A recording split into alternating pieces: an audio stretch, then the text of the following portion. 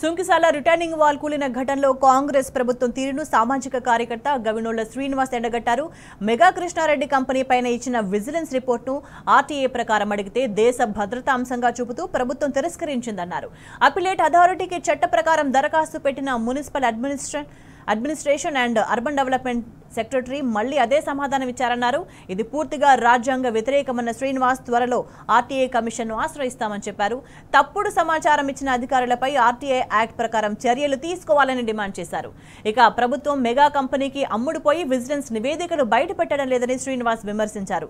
Mega కంపెనీని black list లో పెట్టే వరకు పోరాడతామని స్పష్టం చేశారు.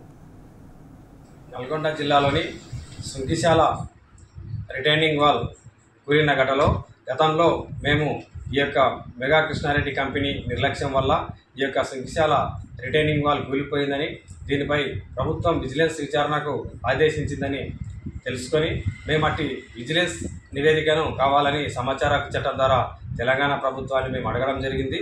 గతంలో అడిగితే ఈ యొక్క సుంకిశాల రిటైనింగ్ వాల్ ఘటన అనేది దేశ భద్రతకు సంబంధించిన అంశం కాబట్టి సమాచార హక్కు చట్టం ప్రకారం ఇవ్వడం కుదరదని మాకు వాళ్ళు లేఖ ద్వారా తెలపడం జరిగింది. ఈరోజు appellate authority municipal and urban development additional secretary గారు కూడా మేము ఇది దేశ భద్రతకు సంబంధించిన అంశం కాబట్టి మేము ఈ యొక్క సమాచార హక్కు చట్టం ద్వారా ఈ యొక్క విజిలెన్స్ నివేదికని ఇవ్వమని వారు ఈరోజు లేఖ ద్వారా తెలపడం జరిగింది. ఈ యొక్క అంశాన్ని మేము సమాచార కమిషన్ దృష్టికి తీసుకుపోతాం. ఇది దేశ భద్రత సంబంధించిన అంశం కాదు. ఈ యొక్క మెగా కంపెనీకి ప్రభుత్వం అమ్ముడబోయింది. గతంలో ముఖ్యమంత్రి రేవంత్ రెడ్డి గారు ఈ యొక్క కంపెనీని ఈస్ట్ ఇండియా కంపెనీ అని చెప్పినారు. మరి అదే ఈస్ట్ ఇండియా కంపెనీ ఈరోజు ఈ ప్రభుత్వానికి, ఈ ముఖ్యమంత్రికి ఏటీఎంలా మారిందే అని మాకు అర్థం కావడం లేదు. ఈ యొక్క సమాచార హక్కు చట్టం ద్వారా విజిలెన్స్ నివేదికను ఇచ్చే వరకు మేము పోరాడుతూనే ఉంటాం. ఈ యొక్క రిపోర్ట్ని సమాచార కమిషన్ ద్వారా తీసుకుంటాం. సమాచార కమిషన్ ఇవ్వకుంటే హైకోర్టు ద్వారానైనా ఈ యొక్క రిపోర్ట్ని తీసుకొని ప్రజల ముందుస్తాం. తప్పకుండా ఈ యొక్క మెగా కంపెనీని బ్లాక్ లిస్ట్లో పెట్టాల్సిన అవసరం ఉన్నది.